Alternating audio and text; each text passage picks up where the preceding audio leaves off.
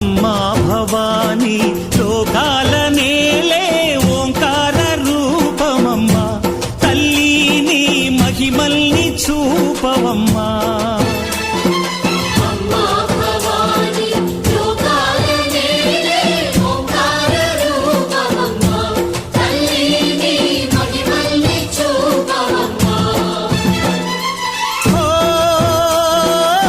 సృష్టికే దీపమా, శక్తికే మూలమా, సింహరథమే నీదమ్మా.